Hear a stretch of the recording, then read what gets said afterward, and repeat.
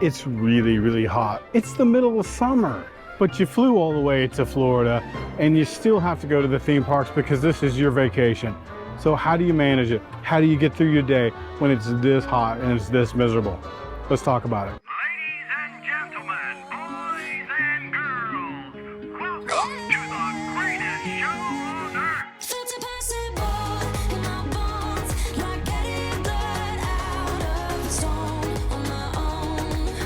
But you came around and removed the thorn in my soul. You guided me out of the storm. I found home in your arms of gold, in your arms of gold. So this is not going to be a typical situation because there's a couple of different forces at play. Today is the middle of August.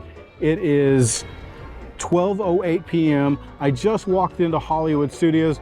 Orange County, which is the one of the counties that Disney World resides in, it's over 200 and some odd thousand school kids have just gone back to school as of yesterday. There's no local kids in the park, so this is all just tourists in the park today or adults. Disney's going through a strange cycle right now with the parks where the attendance is not quite what it normally is.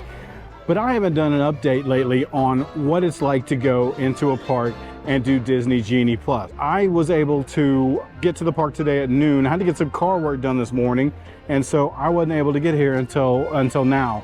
But what I did do this morning when I woke up is I made a Disney Genie Plus reservation, and I was able to book my first Disney Genie Plus at 7 a.m. I made my first one at 7 a.m. It was Slinky Dog Dash.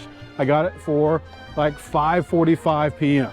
If you watch my friends Eric and Rob over at Ear Scouts, then you are familiar with the term Disney Genie slots.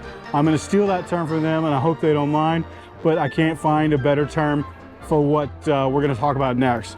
So when I made that Disney Genie Plus reservation for Slinky Dog, you could go into your My Disney experience and modify that time. So you just you hit the modify button and then just pull down, kind of like you would a slot machine, and then you can try and get a different time. I was able to get that time down to 2:30, so I have a reservation for Slinky Dog Dash at 2:30. Disney Genie Plus today was a $22 charge for one person. Now we'll talk about the cost later, but just keep that in the back of your mind, $22. I also purchased an individual lightning lane for Rise of the Resistance, which we're going to ride later in the afternoon. That was also $22. So we're up to $44 on top of what I've already spent for my annual pass. We'll get into it. So 2 hours after park opening, I was able to make my second Disney Genie Plus reservation of the day. Because the park opened at 8:30 today, I was able to make that reservation at 10:30. So I made my second one for Tower of Terror. So that left me with 3 lightning lanes before I got to the park. One I purchased for Rise of the Resistance, one for Slinky Dog Dash, and one for Tower of Terror. The one for Tower of Terror is just about to come up, but we're gonna walk over here, since we're on Hollywood Boulevard, we're gonna walk over to Rock and Roller Coaster and see how long the line is. If I can get through the standby line, ride that one, and then make it back in time for my Tower of Terror.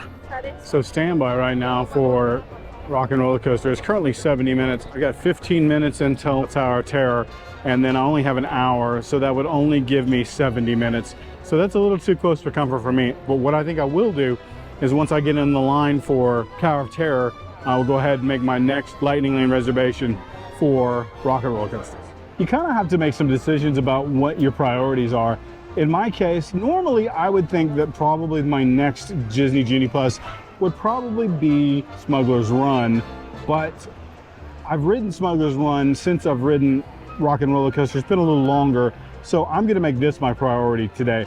But if you were coming here and working this system, you might wanna put Smuggler's Run above Rock and Roller Coaster.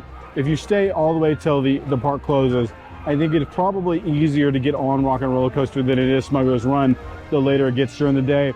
But like I said, for me today, for what I'm doing, I'm gonna go with Rock and Roller Coaster. So if you followed along with me for any amount of time, you kind of know that I'm about a 4 or 5 hour in the park kind of person, and then that's usually enough for me. Being a local, I do have that luxury, but we're gonna look at this from my perspective, and also from the perspective of someone who is coming on vacation.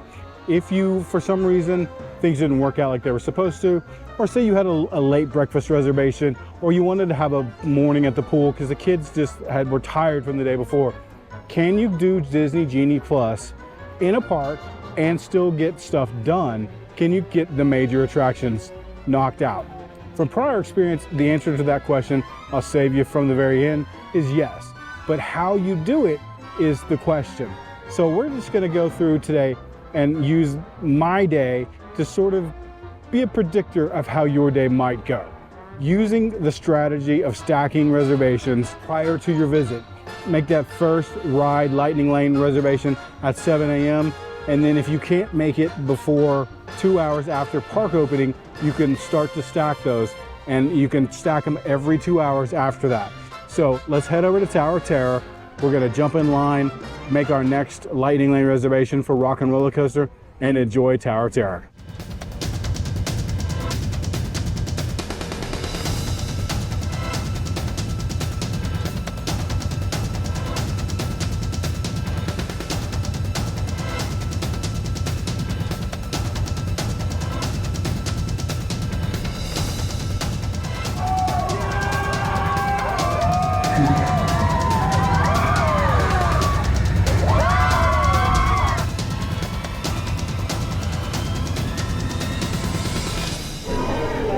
So right off of Tower of Terror, it is now 12:40. When I got in line, I went ahead and made my Lightning Lane for Rock and Roller Coaster. It came up to be about 2:40. Within 1 minute of pulling down to get a modified time, I was able to get 1 o'clock, which is now 20 minutes from now. And then with being able to get in line about 5 minutes early, so it's only 15 minutes till my ride time. In a case like this, with a 70-minute wait, and I'm only waiting 15, it's a pretty good case for using Disney Genie Plus, especially here at Hollywood Studios and at Magic Kingdom, maybe a little less so at Epcot and Animal Kingdom. So I know I mentioned it a couple of times already, but I'm going to keep mentioning it. It is brutally hot right now, even for Floridian. It's currently 96 with a heat index of 109. Yesterday was a heat index of a sustained heat index of 115. If you're here, you've got to stay hydrated because heat stroke comes on quick. You're going to be excited about what you're doing, what you're seeing, what you're riding, and you're not going to drink enough. And I'm telling you, you've got to drink enough. 109 heat index is no joke. So I jumped in line. One of the things I mentioned earlier is that once you get in line, you can start to make a Lightning Lane for your next attraction. Just keep in mind that sometimes rides have two places where you have to scan your Magic Band or your ticket media, and it'll always be the second scan point when you can make your next reservation. Also, I failed to mention that this ride has a single rider line, so I don't know if maybe I should have just gone up the single rider line. Sometimes it can be short, sometimes it doesn't help you a lot. Hey, don't mind us. We'll be finished in just a minute. What the heck? What are you guys still doing here? You're supposed to be at the show. We're working out.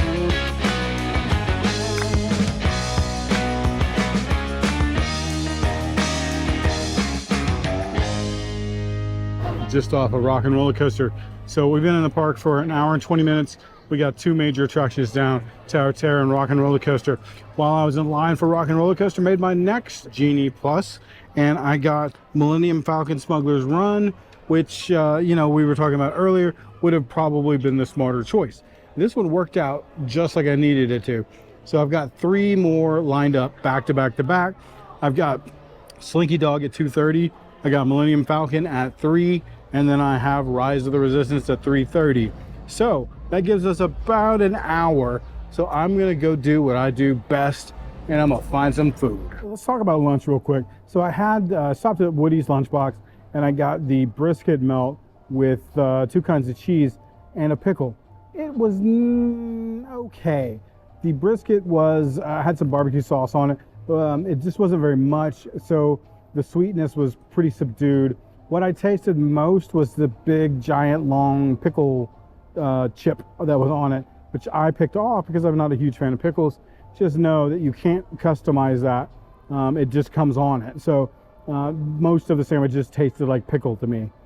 For dessert, I got the sweet potato tart, and it was covered in pecans and marshmallow. So I got to my table and realized that they had forgotten to give it to me, and I didn't realize it when I picked up my food. So when I went back, the cast member gave me that tart, and she also gave me the raspberry tart. Now, I'd had the raspberry tart before, that's why I wanted the sweet potato. But I will tell you, I tried both of them side by side, didn't finish either one. The sweet potato one had hints of what you wanted it to taste like. I wanted it to taste like a sweet potato pie. It was very, very subtle. It just wasn't very much filling. And then the icing on the top wasn't very strong. The raspberry tart, which is covered in a raspberry sort of like a Pop-Tart icing sort of situation with some sugar pearls on top.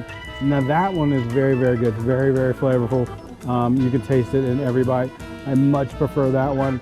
So if I was to make a suggestion for either one of those tarts, if those are the two that are available, I know they do different ones, but I've always seen that raspberry one there. That one is the winner, definitely. Woody's Lunchbox has always kind of been a mixed bag for me. It's okay food. It's in the hottest land of any theme park.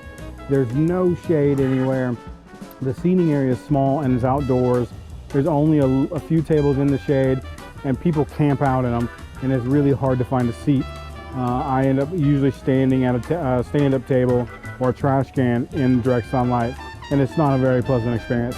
So maybe save that one for if you can get there early and get somebody to save your table for you, or wait till it gets a little cooler.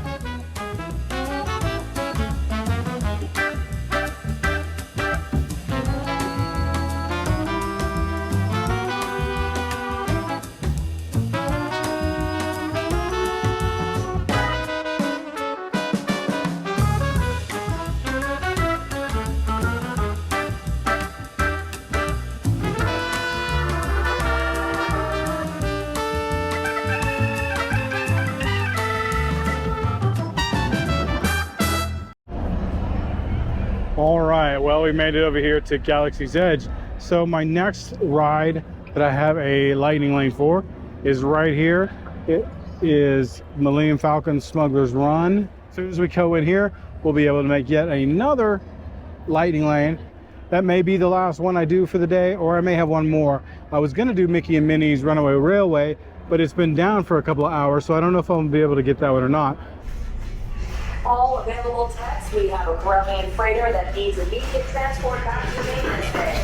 This city is practically scrap metal. Even more pathetic is that they believe it.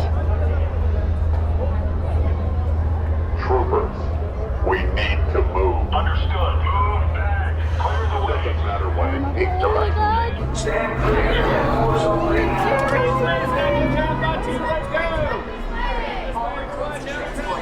No need for safety clearance. It'll be a small ride.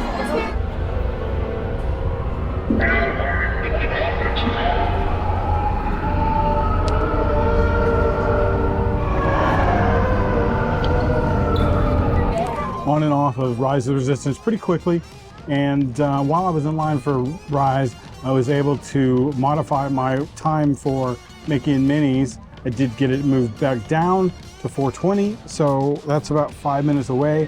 We're gonna go ride that, and I think that's gonna be our last ride for the day. I did want to spend a couple of minutes talking about what I mentioned earlier in the day, which was the cost. Now, I have an annual pass, so it's hard to quantify what my per day cost is because I come pretty often, so that per day cost goes down for me. But let's say that you bought a one-day ticket to Disney, and say that ticket was $130 on average.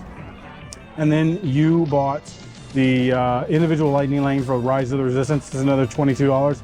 And then you bought Disney Genie Plus, another $22. So it's $44 on top of the cost of your ticket. If this is a one-time trip or you don't get to come very often, absolutely spend the money. If you come all the time, yeah, maybe not. But today, fairly light crowds, even though it's really, really hot, and that's hard to manage. Can you ride the rides? Come in the middle of the day, not come right at rope drop, and get value out of Disney Genie Plus. So today I was able to ride Tower of Terror, Rock and Roller Coaster, Rise of the Resistance, Smuggler's Run, Mickey and Minnie's Runaway Railway. There's still plenty of time in the day. You could ride all the other rides. You can make more Disney Genie Plus selections. You would be able to hit every attraction in the park, or almost every attraction in the park, if you played your time just right. All right, once again, another successful day here at Disney using Genie Plus. We were able to ride a lot of rides in a short amount of time, a little under 5 hours. And like I said, if I stayed multiple more hours, I could probably get them all. Guys, these are always fun to do. I want to say that, you know, as a Florida resident, it's a little more difficult to spend the money on Genie all the time. But every once in a while, it's okay. If you want to come and you want to get a bunch of rides in, there's now tiered pricing on Disney Genie. So if you had gone to Animal Kingdom or Epcot, it's a little less expensive. And then Magic Kingdom or a multiple park pass was $25. So for only $3 more, I could have gotten a pass that would have gotten me Lightning Lane in all the parks. But I knew it was only coming to Hollywood today. So that's why I opted to save the $3. If I've been able to assist you in any way, I would appreciate a follow and a like. And like I always say, everybody, if never lost, then never found. So go get lost.